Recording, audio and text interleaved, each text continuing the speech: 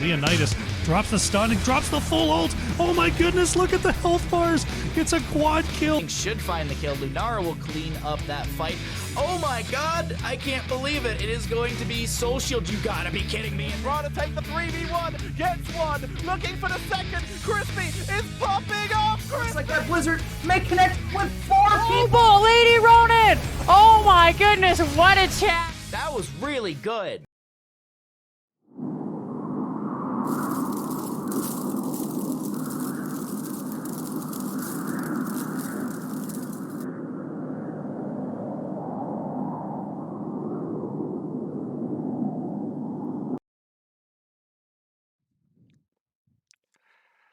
Alrighty, let's go. Good evening, everybody, and welcome to the playoffs.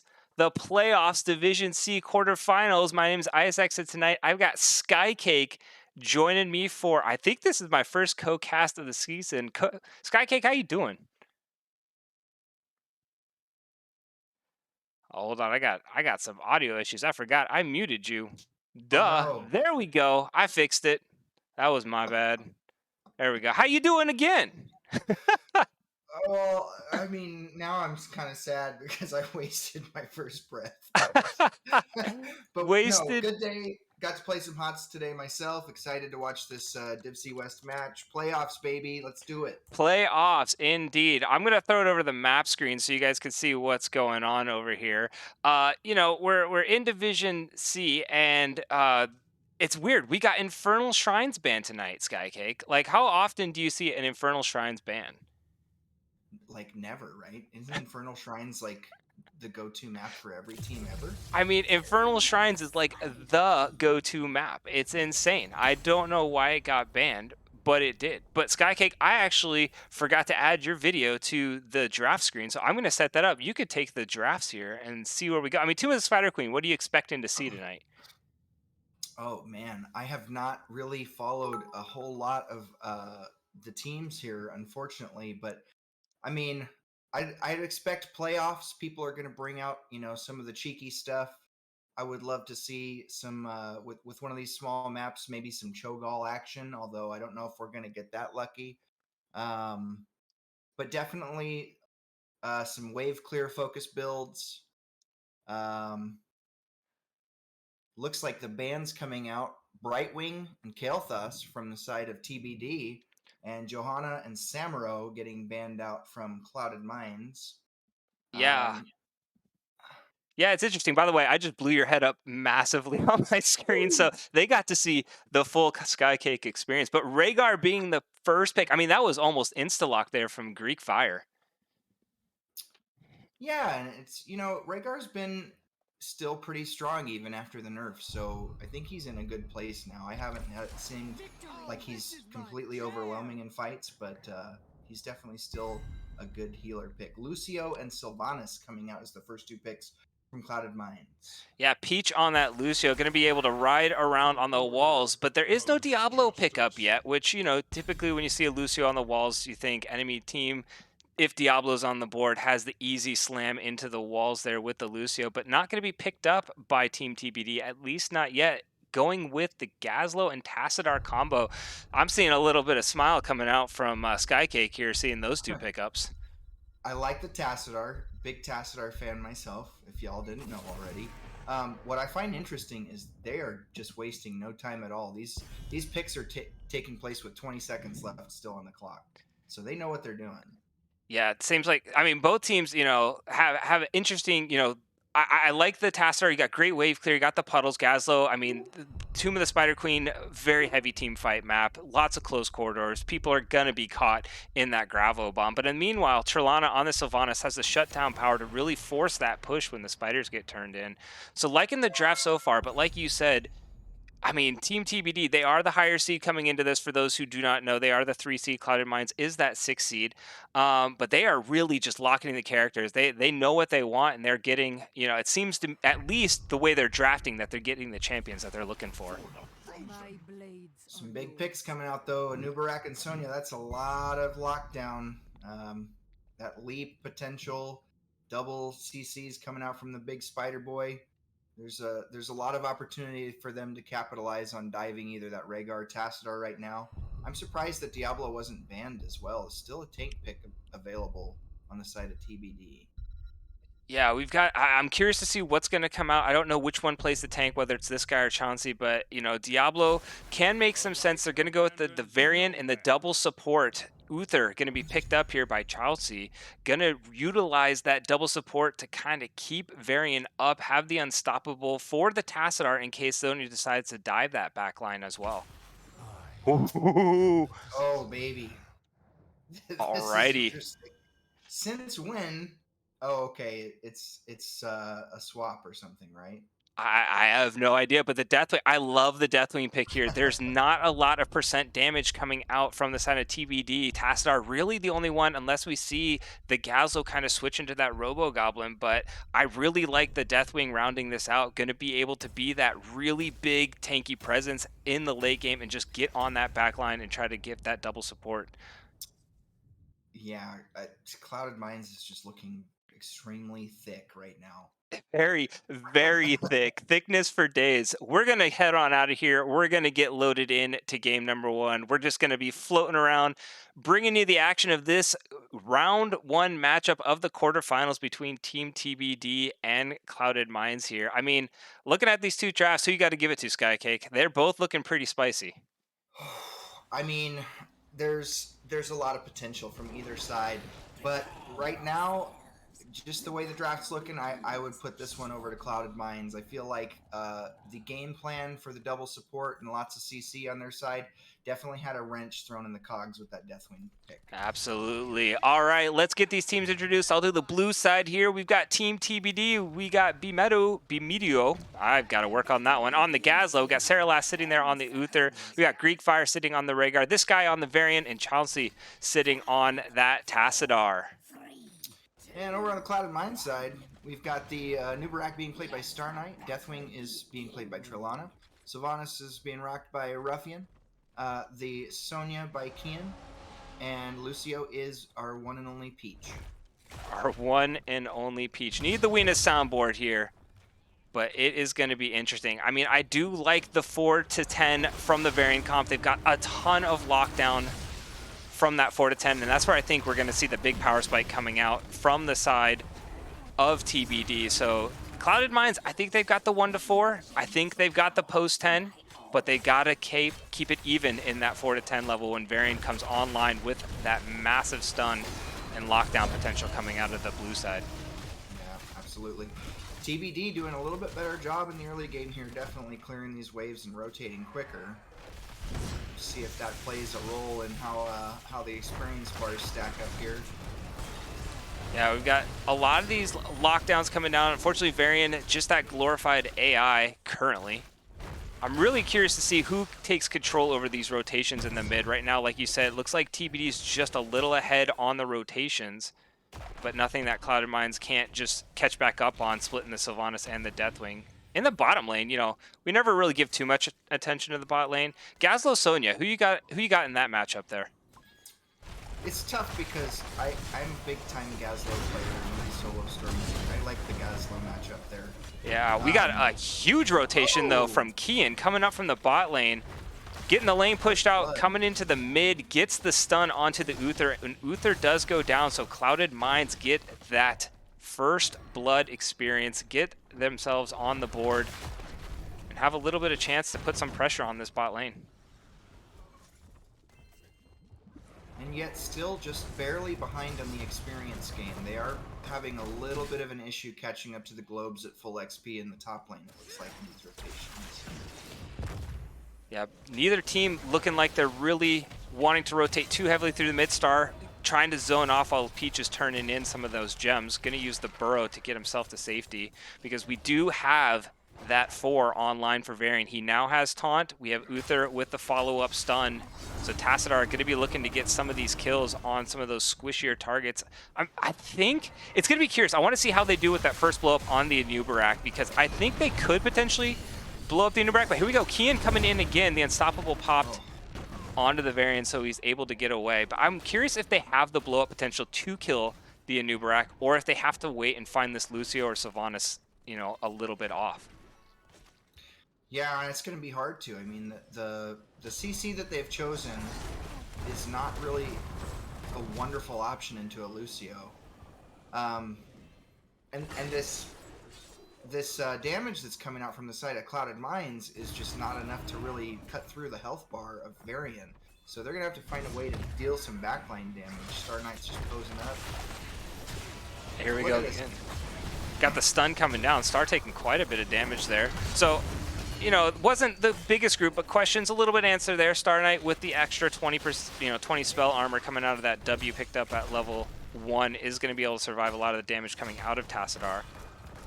But like you said, I'm curious when Star gets to that level 10, is he just going to elect to put Varian under in the cocoon and just dive on this backline of Tassadar, Rhaegar, and Uther? I'd almost think that's the play. Just ignore the Varian completely and dive onto that backline. You have Sylvanas able to get there. You've got the speed up from Lucio, but here we go. Gems turned in. First one's going over to Clouded Mines. Let's see what they do with this push. Yeah, I completely agree. I think that's the play. You gotta just web the Varian because all the damage that they're sinking into him is being wasted in these engages, and I think they could pull off a kill really easy if they're just popping it into Rhaegar or Tassadar. Looks like both teams are going to elect to go for that top lane. Mid's going to get a little bit of a free push. Lana is going to be fairly healthy, and Tassadar just not going to have the damage to burn through that big dragon. So I believe they're going to get a lot of good zone potential out of Lana here. Ruffian going to be able to also turn off those towers. And the Spider now down to about half health. Judo coming in with the 100 bits cheers. And I forgot to mention Tigers earlier. Thank you guys so much for all the support. Definitely appreciate it. Glad you're having a fun time here tonight. Kian getting the wall down in the bot lane as well. And mid lane doing some damage. We've got a re-engage coming in here. Saraloth and Tassadar. Ooh, a big two-man burrow coming in. Uther getting low. Varian as well, but Varian is going to go down. The body block game was strong from Clouded Mines. That is a second kill. And now the siege is committed to mid lane. Yeah, with the black arrows coming out too, or not the black arrows, but trade coming out, they're definitely going to get this fort. Maybe a little risky. Ooh, those health bars are getting very low. Wow, that Tassadar damage. Tassadar seeing everybody group up, able to get a couple combos, but that is a fort falling. Pretty good for a first spider. Yeah, absolutely. One fort off of first spider is always a win in my book. We'll see what Team TBD can do. They now have the turn in, all 5 alive. They have still, I believe, the stronger comp at this point in the game, but we are closely getting to those level 10s where I think Clouded Mines, when they get that cocoon, kind of even things up, and Lana gets a lot more scary. Yeah, absolutely. Clouded Mines doing a really good job of capturing that camp right before this objective was taken too, so that's going to put a damper on TBD's push. Yeah, we're seeing Tassadar though. Oh. I mean, you called it. You love the Tassadar pick, and we're seeing it get a lot of value here. He's a madman with his DPS. But solid defense coming out. Nothing looks like it's going to be lost on the side of Clouded Mines here. Potentially big engage coming in. And here we go. We've got the full 10 combo going in. Black Hole comes out. It does catch the Sylvanas, so that is the damage being pushed back. Ruffian having to stay a little bit back since she is so low. Varian trying to get back in, cause some damage, but unfortunately that big dragon just says no. And that is going to be the end of the push. Oh, never mind. We got a huge engage here. Where did Sonya comes in from downtown? And it's a 1-for-1 trade so far. It looks like that's all it's going to be. So actually Team TBD coming away from that with a kill and staying fairly healthy, even though Sonya came in with a 3-man slam. The leap sound was always exciting, but I think that was maybe a little bit of a misplay on Clouded Mines' part. The 1-for-1 really not worth it because they had to ignore the mid lane for that and give up the fort. Yeah, so that is the fort that did go down there. Looks like some people say you're a little bit quiet. I do apologize for the quiet. It's not your fault. I probably do not have the sound turned all the way up. So I will get that fixed for game number 2. Sky, you're just going to have to yell a little bit louder. I know. Okay, I'll do it! There we go. That's exactly what we're looking for. Everybody's super excited. But, yeah, I mean, here we go. Level 11s, 3-1 in kills, a fort for fort in the mid lane. It's kind of all things even right now. Which, you know, in my mind, again... Experience bars are neck and neck. Yeah, they really are. Everything is just so close. Expect nothing less in a quarterfinals matchup here. And so, interestingly enough, I don't know if you noticed in that fight, they opted to cocoon the Rehgar. Oh, they did. You're right. Yeah, they didn't put the variant under. So, I mean, we'll see. Ooh, here comes a big stun, actually. The crowd control on the Star Knight's insane. He does get away, but Lucio gets caught on the other side of the wall. Peach somehow jumps away. You slippery little fruit. You slippery little fruit. But that's a lot of cooldowns burnt on the side of Clouded Minds. Actually, it looks like it was just the cocoon. A cocoon for a black hole. So still out there, we got, wow, a very deep dive coming in for Star Knight. The follow-up leap from the Sonya. Here comes the Deathwing fire. Gazlo immediately goes down. Variant getting fairly low. It's the Cataclysm, Deathwing flying. And that's 2 kills picked up by Clouded Minds. Well, good on him. I saw that Star Knight dive and I said, holy moly, what are you thinking, kind sir? But then the Kian followed up and it was a glorious play. Yeah, coming in from the shadows, leaping in with that epic yell coming from the Sonya, able to get another 2-man stun. And, you know, this is where they're kind of, it's really, if Clouded Minds can get the engages, they're able to get people down before this big, you know, lockdown comes in from the side of TBD. TBD, they're having a hard time getting past this Deathwing and Nubrak. They got to come from the flanks or something in order to get that lockdown, because I know they're hunting for that Sylvanas and that Lucio in the back line. Yep. Getting that top lane win condition opened up for Boss. Again, opting to cocoon that Rehgar. But it might put him in a position to kill him here. It looks like, yep, they're going to double back. He does get Ancestral off, though. Oh, it's just not enough, though. Oh, that heal from... Was that a heal from Peach? That had to have been a burst. Ruffian got burst healed by something. Yeah. She was next to gone, and Varian charged in at like 60 health and then went up to 400. So I'm going to give Peach the credit for it. I don't exactly know where that burst heal came from. But hot damn. The highest of 5s. The highest of 5s indeed. Slapping hands and, ooh, a big taunt going down onto Nubrak. But there is another high 5 coming in from the Lucio. And that's another fort picked up by Clouded Minds. One more kill at 6-1 in kills so far. My dogs are cheering in the background for this, too. There they are. We got the dogs on stream. Excited for this matchup. But now it's going to be TBD's turn. They've got the turn in, and so far it seems to be a 1-for-1 trade for forts with the turn-ins. Bot is still very much alive for both sides. TBD can open up their top lane win condition as well, but looks like Clouded Minds is already getting in position to prepare for that. Yeah, another objective coming out in the favor of TBD. See what they can get done with this push. Classic Tomb of the Spider Queen map. Each team just chipping away at each other with the Spider's assistance here, but Clouded Minds again have a Merc camp pushing. Danger, danger, Gazlo. Danger, danger indeed. Gazlo goes down. Varian is in the cocoon.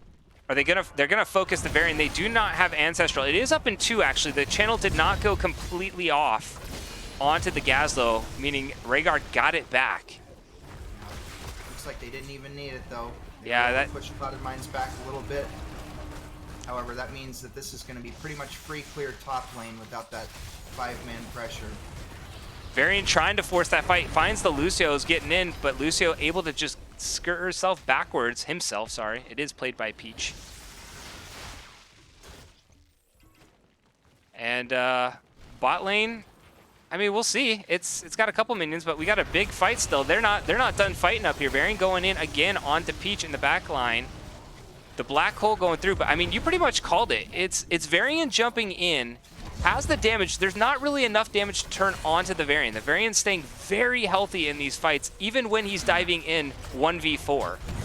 So Clouded Minds gotta find a way to get, oh, here we go, Deathwing gets some massive value off of that upgrade 16 talent, gets 2 kills. It's not quite the Living Bomb spread, but close enough.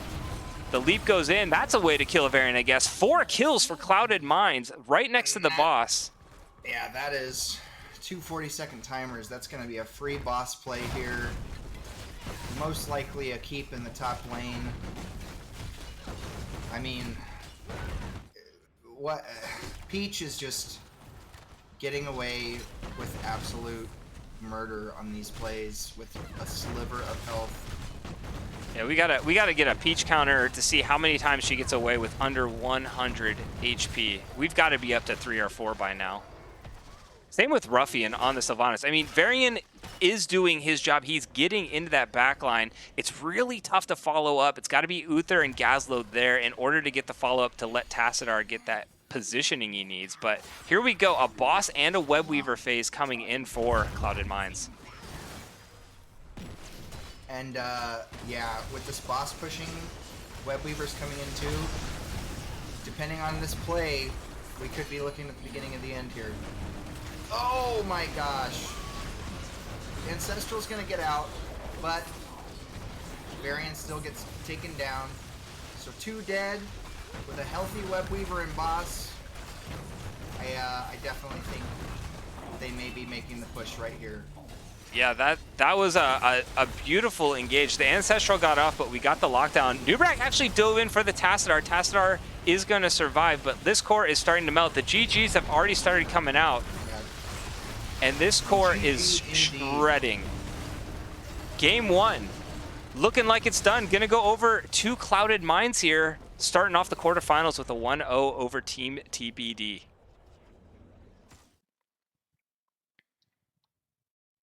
Oh boy. How are your nerves right now, Skycake? Draft a CC comp, get Deathwinged.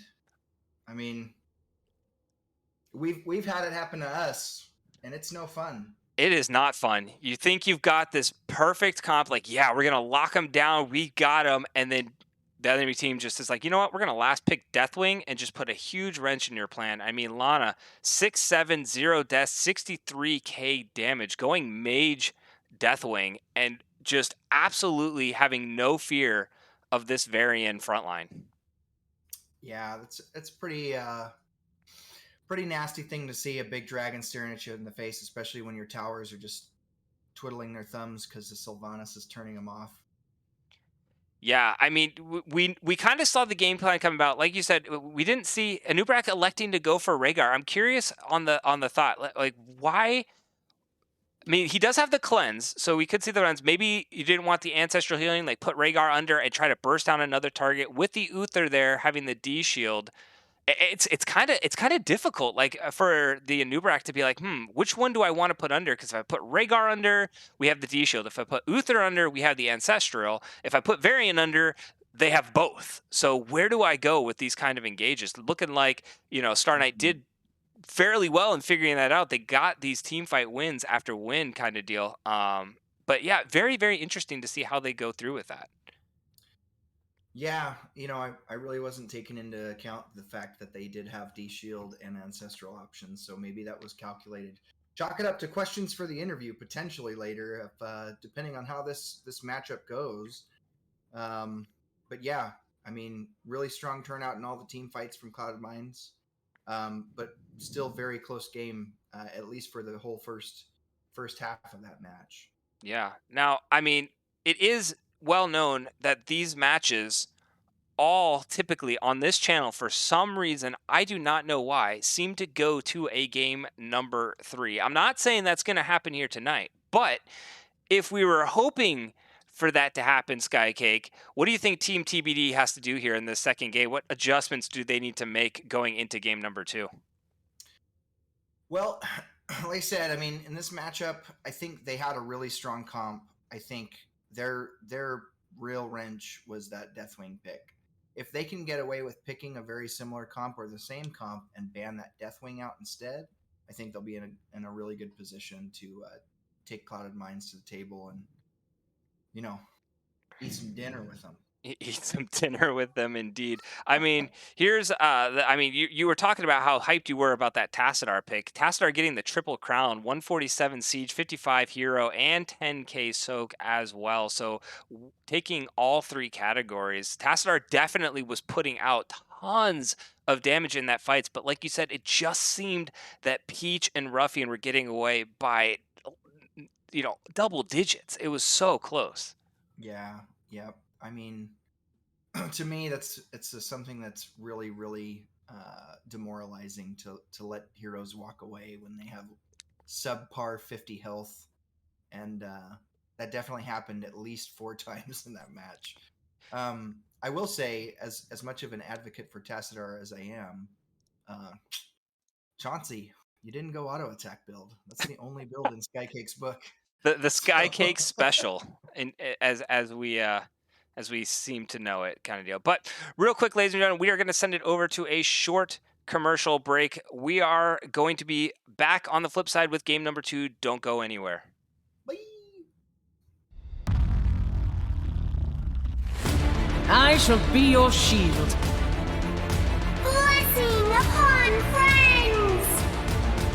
Hell, it's about damn time.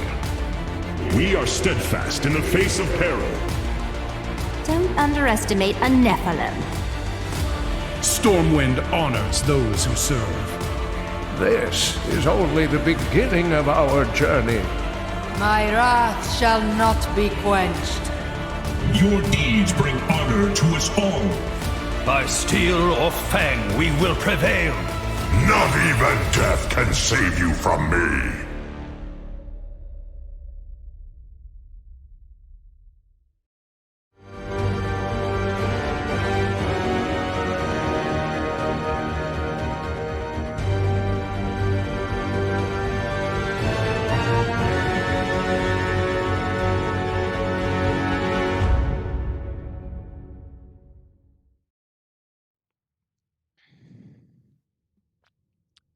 All right, ladies and gentlemen, that was a short commercial skate. Oh, Sky, I thought you were going to be picking your nose. I tried to catch you sleeping there, but I mean, these teams are ready to roll. We got these teams. They send the maps. They're ready. We're going to be going to Braxis Holdout. I mean, Sky, I'll let you take it because you know my feelings on this map. So Braxis Holdout, what do you see coming out here? So here's the thing about Braxis Holdout. It's a map where, I can shove literally my entire pinky up to the knuckle, up my nose. And that has nothing to do with Braxis Holdout. What? You said something about picking my nose. So I thought I'd give you a little fun fact about how anatomically incorrect my head is.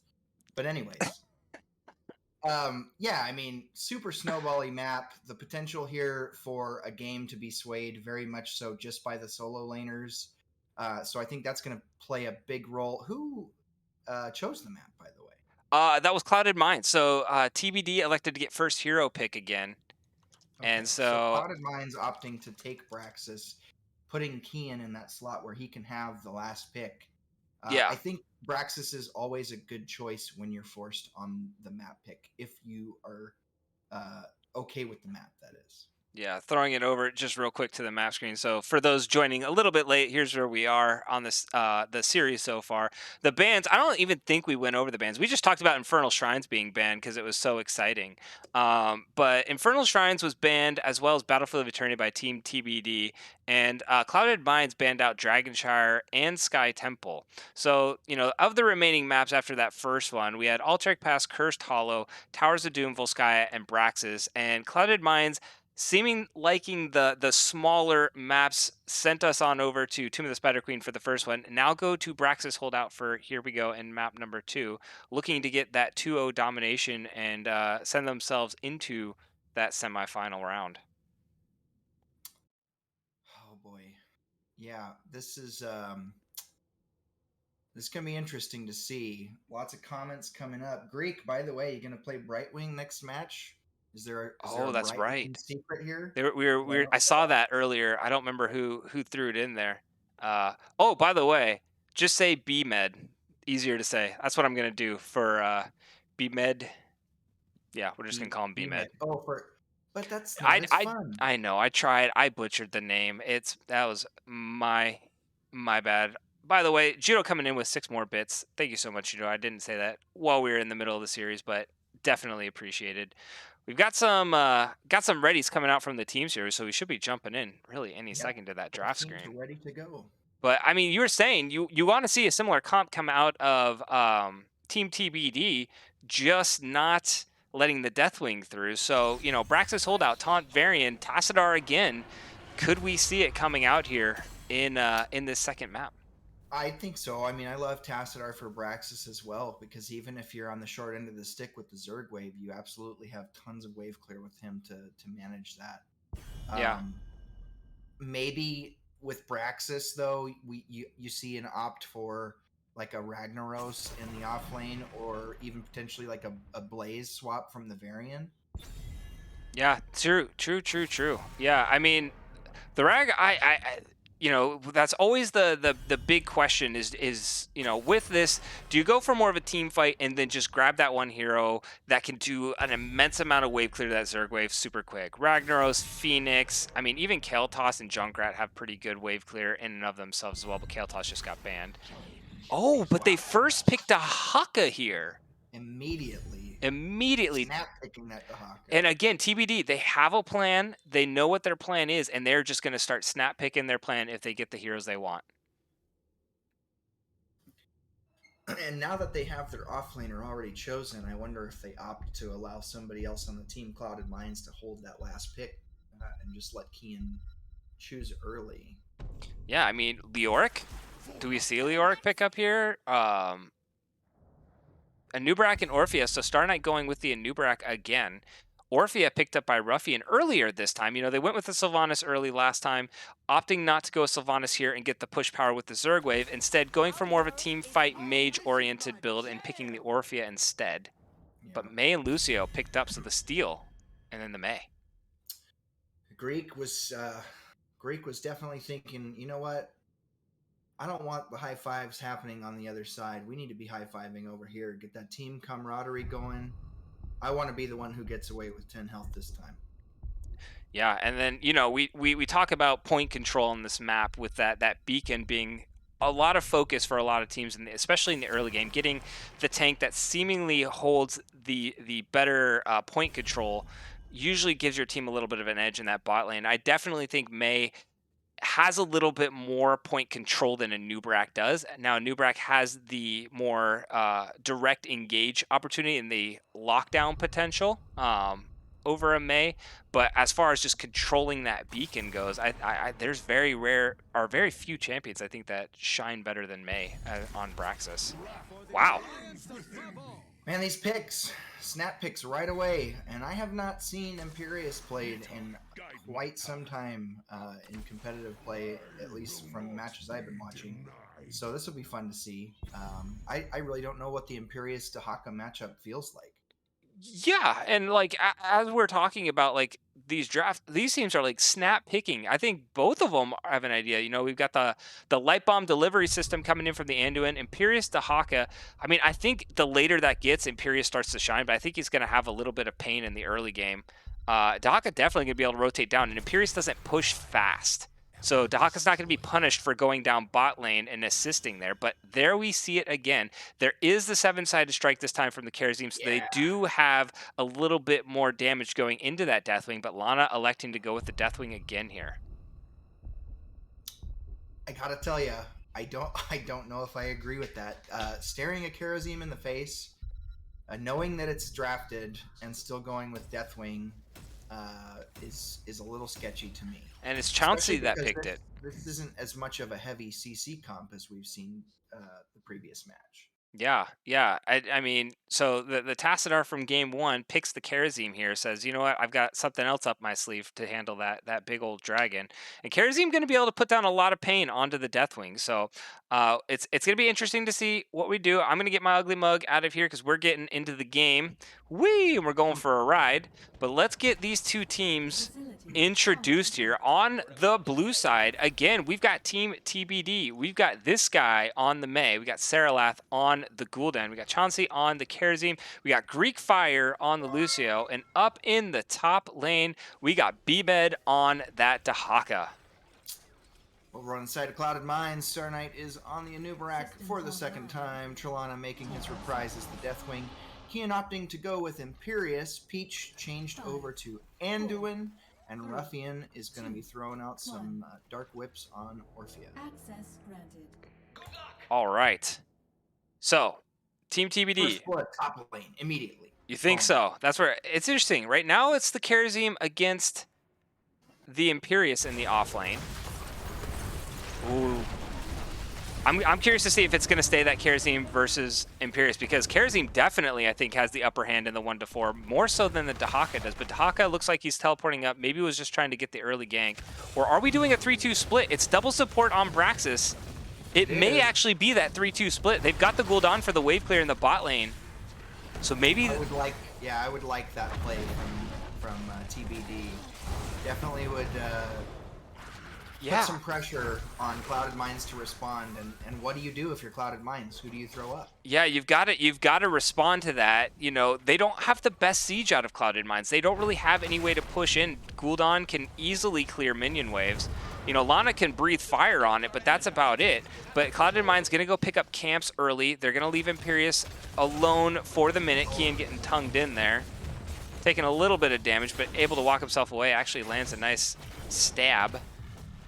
Stab just barely not in range, but the tower is able to support him on that, though. Clouded Mines opting to go for camps. Yeah, and TBD doing the same. I kind of like this early game start by TBD. You know, getting the double support, putting a 3-2 split. It's a lot of fun, but Dahaka taking a lot of damage here, and Ruffian gonna be able to get that kill secured. Red team getting first blood again, and gonna get that pressure in the top lane with those minion waves. Rotating down, see how fast they're able to secure this bottom point. Looks like the Mei doing a great job of staying on it, though. However, Gul'dan in a tough spot does manage to escape out the top point, or the top of the point.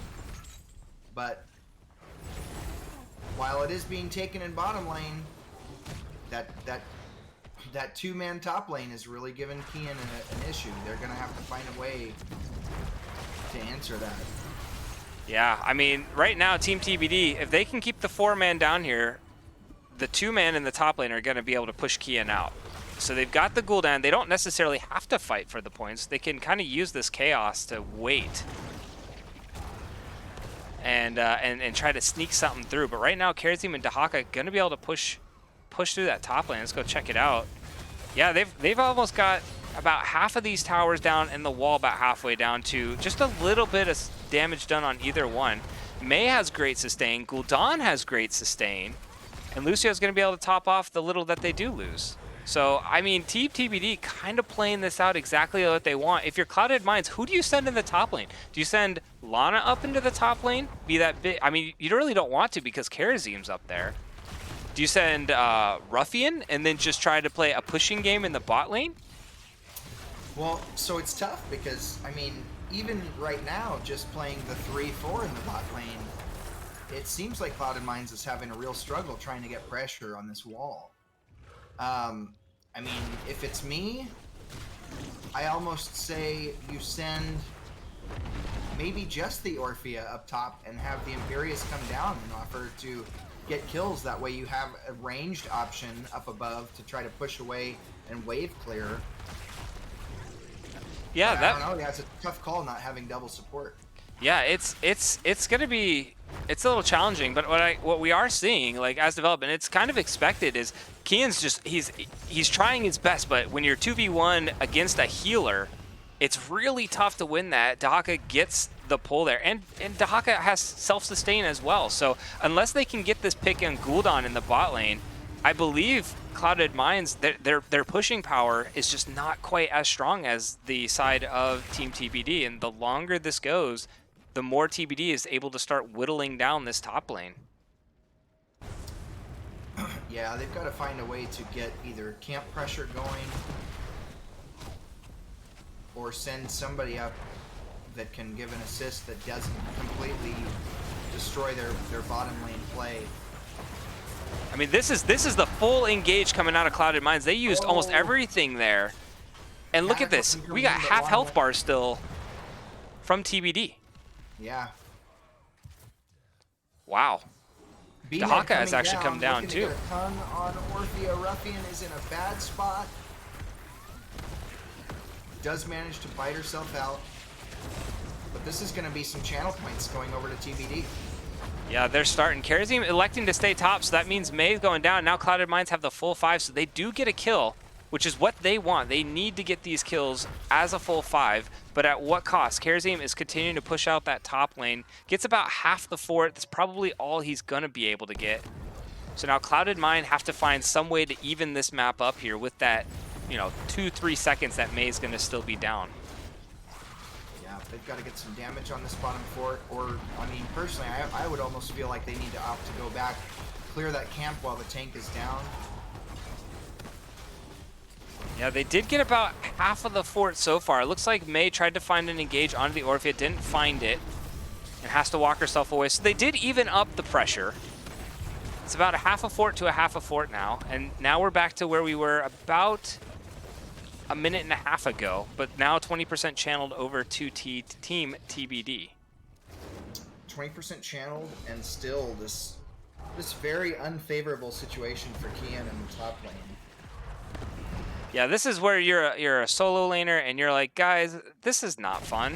I'm on an island up here, but he's holding his own. We haven't paid a ton of attention to the top lane. But he hasn't died, and I think that's the most important part, because if you die in that 2v1 lane, that opens up so much for TBD. May getting very low. Ruffian putting quite a bit of damage down. The passive is popped from the May, but the CC coming in from the Anduin means that May will go down. They also have the channel because Kian was able to step onto it. And so now we've got some channel going in, 14% for Clouded Minds. And they've got pressure in the bot lane. This is going to be one of those games, Ice, where you get first objective at 15 minutes, and the rest is history. Yeah, really. It's going to be that super late game. Neither team really going to be able to pick it up. Both teams electing to get the pushing. May is back. Gul'dan didn't get the minions there, but did get a lot on the corruption. He's done with the corruption, so he's getting the return channel as well. But in the top lane, that fort just needs to be sneezed on. Kian actually very healthy. Not sure how. Healthy. Yeah. I think they were opting to try to dive that fort up there and sacrifice maybe just a little too much health, but Wells available in the top. Trelana's going to come up and try to help get this point, though. Yeah, the 10's online, and Kian waited no time, used that spear, and was able to get some damage going down. It was under the Dahaka, but they are starting to get some channel points here. 10's now online for the side of TBD. Dahaka getting very low here. Meanwhile, in the bot lane, we've got an engage. Anduin used Light Bomb, isn't able to find it. The Horrify coming out of the Gul'dan, and now TBD trying to turn it around the bot lane. Gul'dan damage doing a ton. Peach trying to get away, is able to sidestep the May. Damage is going down. Peach is still just barely alive. We're back to the double digits. But Peach able to get herself away. Dahaka actually did teleport. Oh, just not in time. No, so that's a big pickup. There you go. First Zerg wave picked up 100% for Clouded Minds, and that's a big win. That's really going to get a lot of this pressure relief that they were having put on Kian in the top lane. Yeah, they will have a lot of wave clear still here with the Gul'dan, but definitely not enough to save this fort. No, this fort has seen its better days here. It is going to go down, but that may be it. Gul'dan, we were talking about the Phoenix, the Ragnaros, the Kael'thas. Gul'dan, another one of those champions that can just shred through the Zerg wave like it's nothing. But we see a rotation coming out of Clouded Minds to this top lane, committing all 5 members. Maybe doing a little bit of a lane swap, putting the 4-man up top and saying, Kian, go down south, buddy. Enjoy the warmer weather. Yes, Kian, go to the bottom lane where the 2-man can't retreat from you, single-handedly chasing him. But, no, I mean, B-Med did a good job, I think, on that rotation, but just not able to capture the point bottom to stop that objective from happening. Ice Wall goes out, catches 2. Blizzard going down. Peach is getting stunned in the middle. Peach is going for a ride into the wrong zip code. The light bomb goes off, but is not in time. May underneath in the cocoon. Corruption going out, putting down lots of damage, but Lucio getting fairly low, still alive. May trying to back herself away. Trelana also very low, a lot of low health bars. Ruffian throwing down the Eternal Feast. Isn't able to connect. Haka lands the tongue onto the Anubarak. Kerazim jumping on in. And now we've got Team TBD looking to press their advantage. Still very, very healthy, like we talked about. Lots of sustain. But that fight went long enough that Anduin's already back and walking back. Not quick enough, though. I think this is going to be a fort going down pretty quick here. If TBD just commits a little bit, this Gul'dan needs to step in. It's going to survive. It's so close. How much health is that going to have? 155. May is like, no, you will not. Oh, no. It's at 43. Oh, no. All right. It's gone. It's gone. Good on you, May. It's gone. May was a little frustrated. Said, have some snow. This guy. So pretty much even now, right? I mean, TBD's got a little bit of an experience lead. They just hit 13, so about half a level. 1 fort apiece, 1 in the top lane, 1 in the bot lane. Zerg waves are going to be starting. Team TBD is each team's going to be pushing in the lane they do not have a fort taken down for this next objective. I mean, I don't know. It looks like Clouded Mind's opting. Yeah, both are opting to leave the number of players, the majority of players in the lane that does have the fort down already. Yeah, it looks like each team looking to try and press with this this wave, going to secure their own beacons on their respective sides. The Haka and Kerazim are sitting down here in the bot lane, looking like they may want to collapse on this beacon when the rest of the team joins in. Deathwing sitting up in the air, and you can hear it. And here he comes, unstoppable from the high five, big engage. The light bomb goes out, but doesn't catch anybody. And so far, the health bars are low. Team TBD just a little bit further ahead. But the sustain coming out on both sides is insane right now. May catches 1, but Deathwing having to retreat, kind of draws a line and says, I dare you to cross it. Kian very low, but so was May. 250 health coming, surviving with Kian. But more importantly, we've got the beacon channeling for TBD, and they've got the minion wave still collapsing. Kian's got to go answer it. So TBD is running back to get this fight without Kian. Kerazim just a little too aggressive. Does go down, but the rest of TBD want to continue this fight. And Anubarak gets stunned out. Getting low, but not low enough. Is he going to get away? He does not, but Orphea going to come in, gets a huge, huge burst damage there. Trade 1 for 1. 1 for 1 in the tail end of that. With Kerazim going down, though, they do have map advantage right now with numbers. So. Dahaka trying to step on. Peach having to back off. They do not have a tank. Deathwing is healing up in the air. We'll be able to land and get this channel finished. And now it looks like TBD are going to go up and get that top. So 60% picked up by TBD. That's a pretty good, sizable chunk. Good chunk of Zerg wave, absolutely. Both teams do have quite a bit of wave clear. Orphea and Deathwing on one side, and then we already talked about the Gul'dan on the other. Have the May just top it off. So we're getting into these later stages. Each team kind of playing ring around the beacon right now. What do you see as we get into this late game? Who's going to kind of, make that? What play does each team need to make to kind of make themselves get the upper hand here in this second half of the Braxis map? So here's the thing. Any team worth its weight in salt knows that this is the time where you go for a boss play while 5 people are still up on the other team. Oh, a huge light bomb onto the Lucio there. And that catches 2. Well, you talked about a boss play. Do we see it now? I think they have to. Star Knight looking for the call. Definitely is starting it. Now we know bosses with a May can be picked up. Kerazim has the 7-sided strike, so he can throw that down on top of the boss. He is electing to get that beacon finished. Gul'dan actually going to go get the other one. May going to try and get as much of this delayed, but I just don't think they're going to be able to do it. Looks like the call is to disengage. Let the boss go through it. It will go to that top lane. And they're going to go try and get Lana, but now they've got to back up. And Nubarak, oh, Dahaka, he burrowed in trying to be sneaky, but Nubarak was sneakier. Crowd control goes down. Dahaka is not going to get away from this one. And that is going to be Clouded Minds getting another kill. And most likely, depending on who rotates up, looks like Deathwing's in the air. But yeah, TBD is going to be forced to be clearing this boss. I don't see anybody stepping up to that top point, though.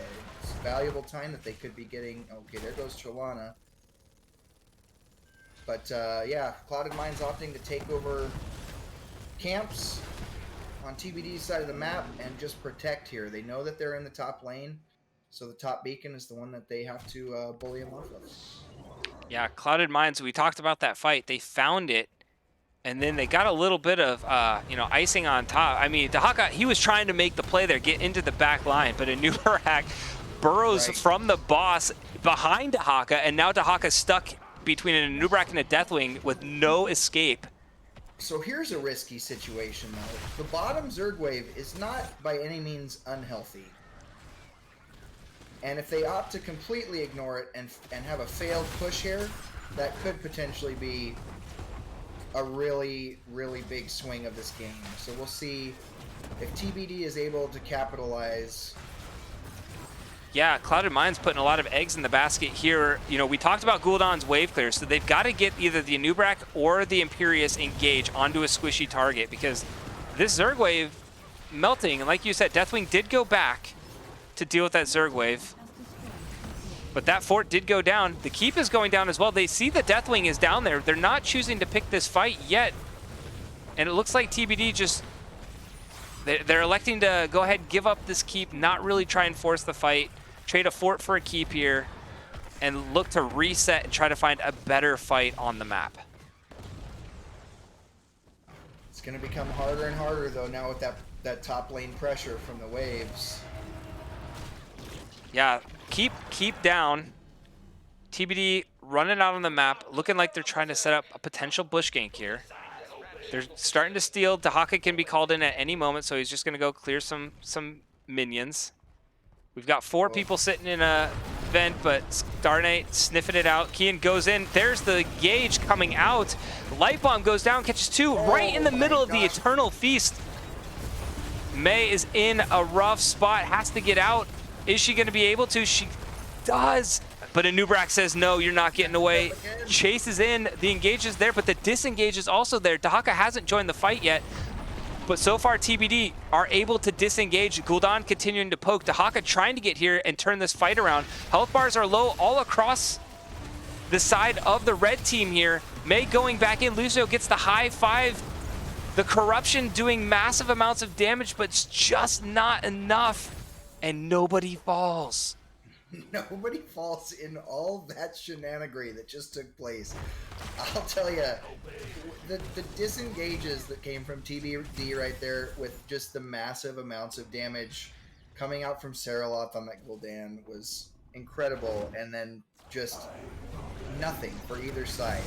So really good walk-away discipline from both teams. Yeah, I mean, Clouded Mind, every time it felt like Mei got away, Anubrak was there. Lucio got away. Imperious was there. Like they were following up on everything, and somehow TBD managed to get away. And then it looked like they were almost ready to re-engage. Dahaka was just trying to find that angle, never ended up finding it, the one that he was trying to get, and a lot of the ultimates had already been spent for disengage, so they didn't have all the tools to really find the re-engage fight they were looking for. But I still think it's a win getting away from what looked like it could have almost been game-ending disaster. Oh, absolutely, yeah. I mean, in my head, there was no way. That was like 3 spears and impales in a row. This guy on the Mei is just an escape artist. He says, "You think you're good at what you do, Peach? I do it better." Both teams trying to set up a little bit of a vent gank here, but we do have the minions pushing in the bot lane, so TBD is going to have to go answer that. Mei finds the Ice Wall. She finds Peach. Are they going to be able to get the follow-up there? 7-sided strike goes down. The health bars are getting low, but everybody grouped up for the Deathwing, and Deathwing is just channeling. Gul'dan is under, gets out. Is he going to be able to get away? Mei goes down first. and the damage is just piling on. Imperius gets the pull. Dahaka goes down. Karazim goes down. That's 3 kills for Clouded Mind. More importantly, the minions didn't get addressed, so the minions are pushing, and it looks like maybe... No, they're going to elect to go for the safer play. The boss and the channel. Yeah, I mean, you could make the play call to just go try to end top lane, but at the end of the day, I think your boss and your Zerg wave are going to go in the same direction in this play. I mean, it's just all around it is the safer play. It's the safer play, but it should get the job done. It's going to take a miracle from this Gul'dan and Mei. I mean, May's going to have to, they're going to have to get, like, it's going to have to be a zoning 7-sided strike, followed up with a beautiful ice wall while Gul'dan focuses purely on all of the minions in order to have a chance of saving this core, is what I'm imagining. That's got to be it, right? Like, with 20s online too for Clouded Minds, I gotta tell you, I don't see the path. We'll see it. I mean, the boss is going to arrive a little early. But the Zerg wave, oh, they're going to elect to fight before everything gets here. They're just going to go all in. The game is on the line. We're going to go try to find it here. May gets a double stun, but the backline is zoned off by this Anubrak and Deathwing, so they can't get there. Their wave clear is off the map for 45 seconds. Clouded Minds are going to be going through, cleaning up. Gul'dan goes down. Dahaka goes down. The boss is still fairly healthy. I mean, that was probably the play to make. Got to go in and find a fight before the Zerg gets here. Keep your game alive. And Clouded Minds taking the 2-0 victory and getting themselves a ticket to the semifinals. Wow. Yeah, I mean, I really thought that the draft was in favor of TBD in this case, and Clouded Minds came to play. I mean, yeah, you look at the kills, 14-3. It felt a lot closer than a 14-3 game for sure. But I mean, holy cow, that was absolutely insane play from both sides. I mean, Gul'dan, again, playing out of his mind. The damage, look at the damage that came out of Gul'dan. We saw those corruptions time and time again, was putting down so much damage, but just not enough to really be able to finish off some of these kills. Yeah, it was real unfortunate that he was able to drop so fast in that last push.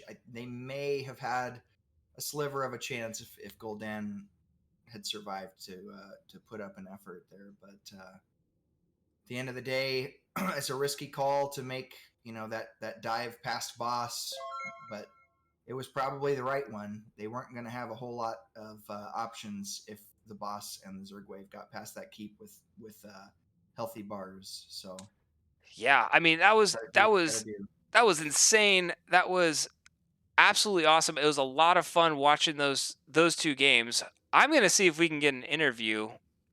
Sky, we got to go find a channel to go hang out in. I do have to drop you from the call briefly, so we're not going to get to see your beautiful face in this interview, but we'll get to still hear your sweet voice. So let's drop. Let's go to lobby. Let's go to lobby 2 in the NGS chat, and we'll see if we can get somebody to come join us.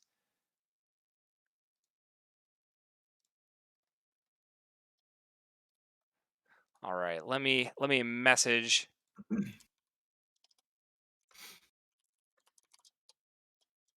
Let me send someone on over, and we'll see who we can get coming in here. I don't know. Who do you think? We're in casting lobby 2. I'm in the wrong lobby. We got to go to lobby 2.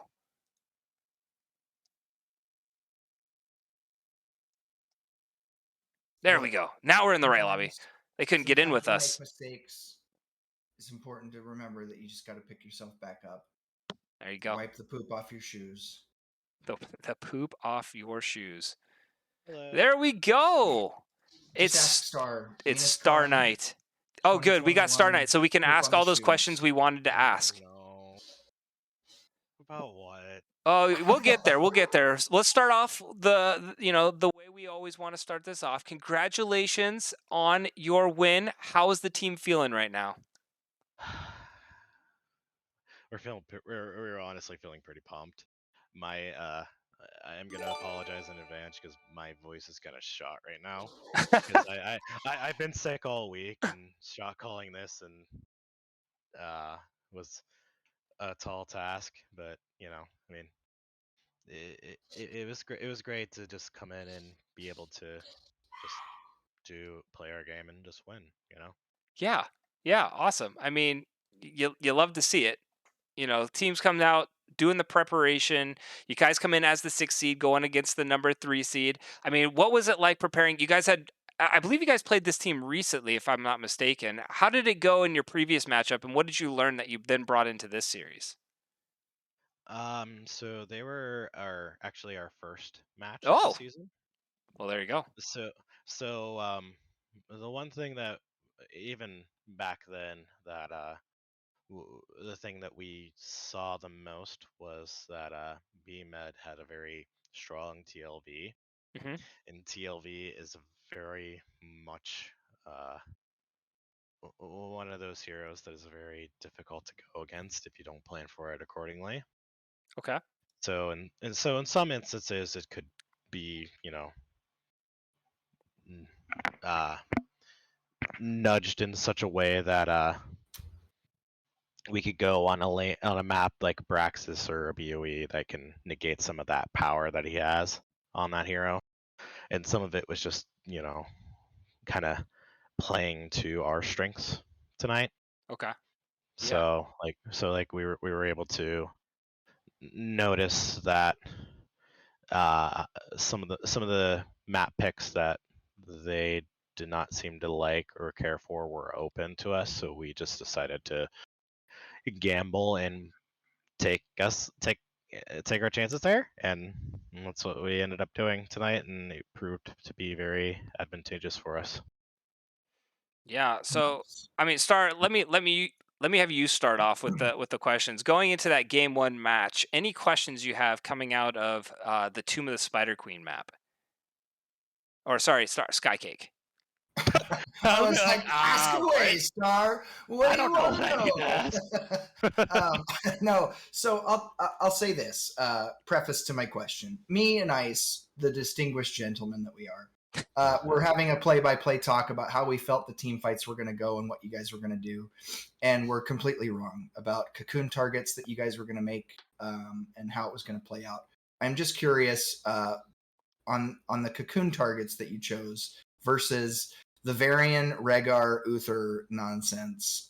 Was that calculated and why? So before we started this our playoff run, we were fortunate to have a coach look at us for a bit. Shout out to TTO helping us out and reviewing 3 of our games that we had that were good and or questionable, and just kind of fine tuning some stuff.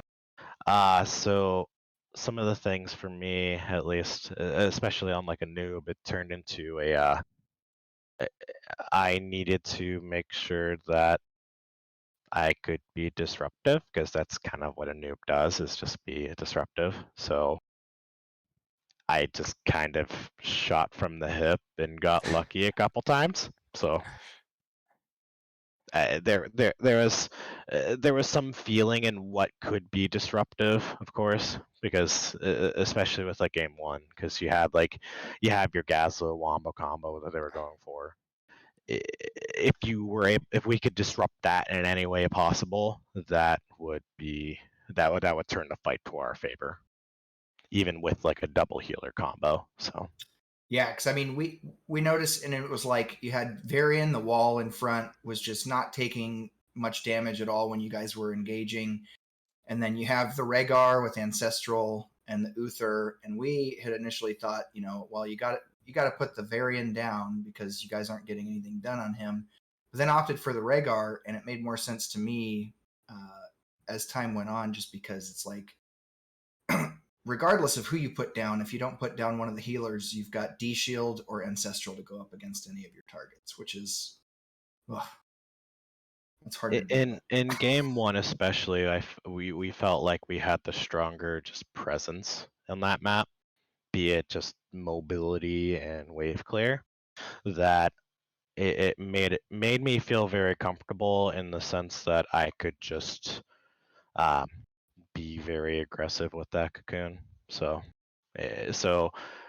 their whole combo is like what we learned and have researched was they have been recently enjoying the double bruiser kind of wombo combo that we've seen a lot of and have both played into and played against, especially with the Gazlo being a very key part. So I'm like, oh, Gazlo, nope, we're gonna cocoon you. So Ruffian in chat saying Star is the only person that cannot answer or that can not answer a question in 5-minute ramble. So I think they're maybe noting to Trelana not being in the interview right now. Oh, that's funny. Rude. Getting trolled by his own team. Trelana says facts. All right, so I guess my one question, we'll try to keep it to like one question a game. My one question in regards to Tomb of the Spider Queen. So we talked about their comp coming out a little bit. You've got the Varian lockdown, you've got the Uther follow-up stun, you've got the Tassadar with going mage, getting a lot of burst damage down onto that target with the double support, so Varian's not going to go down. With that coming out, the 4-7, the 4-10, you knew their 4-10 was going to be their strong point and their way for them to snowball themselves. But yet you guys seemed to be the aggressors and actually taking the fights and winning in that 4-10 range. Was that the plan from the get-go, or did it just kind of manifest out that way where you guys were like, you know what, this is a strong, their spike point, but we feel like we can take these fights and win? I think we really honestly just felt confident in ourselves and our draft and how we the heroes we drafted interacted with each other. Mm-hmm. So I think it was just honestly a lot of that. Okay. I think after just a long season of just kind of tweaking and fine tuning a lot of things, this is kind of like the time to really show what we're capable of. So Yeah, so just coming in, showing that you have the trust in the team to keep the pedal to the metal in that game. And I mean, you look at it and they don't have a lot of ways in that game one to take down the mighty Deathwing. Being able to just sit there and breathe fire throughout the entire game. And I think that definitely showed to you that strong last pick that Skycake was talking about in that game one draft. But throwing it over game two, going over to Braxis Holdout. Again, you talked about this has just been research you guys did that you decided to take him to a map that you thought you could get the upper hand on. And then we go through the draft. We see them draft another double support. So my question for this map, and I think I'm stealing it from Skycake because I think he also asked the same one, was early in the game, they're doing the 3-2 split. The Karazim and Dahaka in the top lane and a 3-man bot lane. What were your guys' reactions to that? We saw how it played out, but how were things in comms and what were you guys kind of going through to see how you could make that work in your favor? Because it looked like Kian was having a little bit of a rough time in that top lane. So I remember a few times that has happened to us, and a lot of it kind of honestly boils down to trust. Like this is a team game, right? Mm-hmm. So like Kian has to, we have to support Kian whenever Kian can't support us. So that's basically what we did this game. So we realized that Kian was dealing with something very unorthodox, but that meant that we were 4v3 down on the bot. So as they pressed in up top, we had to press in bot, and that is basically what we had to do to make sure that we maintained XP and maybe get a little ahead every now and then, but it was very tight the entire time. But that was kind of like our thought, and we would check in on Key and be like, "Hey, you good?" And he's like, "Yep." And I'm like, "All right, cool." So okay, so Kian just said, "Gotta give him complete trust." Yeah, Kian's like, "I got this. I'll hold on as long as I can. You four stay by." There was never like maybe we should send somebody up. Maybe we should bring Kian down. It was more Kian's like, "Nope, just do your thing." There was like one or two instances where it's like, I think we can get somebody, and then we just happened to have the global in that instance. It was great for us. So worked out in our favor in that instance, but that was basically like 90% of the time of us just like, hey, you good? Yep. All right, let's keep moving. So trust. All right, Skycake, you're up. Your question for Braxis Holdout. Yeah, it's a pretty simple one. What's the deal with Trelana? I don't know. What's the deal with him. Where do you get the idea to pick Deathwing 2 games in a row when you're staring potential 7-sided strike in the face? Well, you made it work, obviously. It was awesome, but Trelana, I gotta say, balls of steel.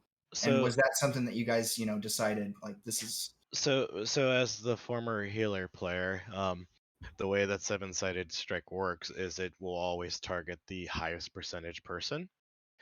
And if you were to take a protection at level 1 for Deathwing, that should negate 2 of them at most. At least 1, 2 at the most, if it worst came to worse. So 7-sided turns into 4 or 5-sided if it's just him. So it's I didn't feel we didn't feel very threatened by it. I mean, a DPS Karazim is super annoying. I'm not gonna lie, because it's honestly probably one of my favorite things to play in this game. but we felt very confident in our draft still, and we felt very good about the Deathwing both games, and that did, and here we are. So. And then, real fast follow up: who do you call as captain for your MVPs of game 1 and 2? Captain or MVP? Who are you calling MVP for each match? Me. No, I'm kidding. I don't know. I mean, this is a very very pivotal moment for us. It's very difficult to kind of pinpoint whoever is like the true MVP. Maybe it's somebody in like name, but we all played our hearts out tonight. It was such a team effort. I'm so proud of us. So I could not tell you like somebody that shined above. I know everybody else. Death We all Punisher's in played chat out. right now. He knows who his MVP is going to go to. He's been highlighting chat the whole game. But awesome. I'm pretty sure it says it in the Twitch chat. It does say it in the Twitch chat, actually. It's right there. The So MV Peach. MV Peach.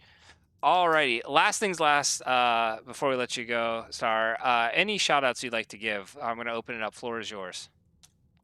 Okay. So thank you for casting us tonight. That was super last minute. That was super cool. I'm glad we were able to get casted tonight. Shout out to Team TBD. Thank you for the series.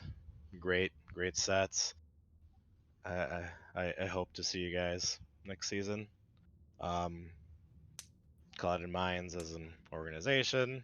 I know you guys have something next week planned, I believe, for your match for playoffs for Clouded Minds After Dark. So yeah, the plan is lose to BFT Orion. That's the plan. I wasn't ready for that. All right. But also to my team, the Clouded Minds OG, that's what we're gonna call it. I'm so proud of us. It was great coming out swinging, and let's just keep it going. All right. Well, there you have it. This Twitch brought to you by Flamin' Hot Cheetos. Have a great night. Yes. All right, Starnate. Thank you so much for joining us in the interview. Congratulations again, and best of luck in the semifinals. Hopefully, we can cast that one too. We'll see. I don't know, but hopefully that'd be nice. Thank you. Yep. Have a good night. Cheers. Thank you. All right, Skycake. That's a wrap. That is It's a a wrap. wrap. I'd get your beautiful face on here one more time, but I would probably mess it up. And I mean, I've already shown how last minute I put this stream together was not We've having. got 24 viewers that are ready for bed anyway. Yeah, I mean, it's late on that East Coast. So thank you all for joining us tonight. Clouded Minds coming away with the 2-0 victory here. I never actually gave them their second point on the scoreboard. But Skycake, any last words of wisdom for the Twitch audience? Yes, recognize that no matter what the game, no matter where you are or where you're trying to hide, the MVP is always the MVP, and Auto Attack Tassadar is the only build. There you have it. Words of wisdom coming out of Skycake here. As for me, have a wonderful night, everybody. Thank you so much for joining me and Skycake on this awesome quarterfinals match. Hopefully, I'll be back and casting a couple more, but we still got prep to go for our quarterfinal. Semifinal? I don't know what it is. Semifinal. Semifinals. A-West has four participants. Yeah, I guess when there's only 4 teams that make it, it goes straight to there. But that will be it for tonight. I will look for somebody to raid while we throw it on over to commercial. But for me and Skycake tonight, thank you all for joining us. Have a wonderful evening. We'll see you here next time. Take care, everybody. I shall be your shield. Blessing upon friends! Hell, it's about damn time. We are steadfast in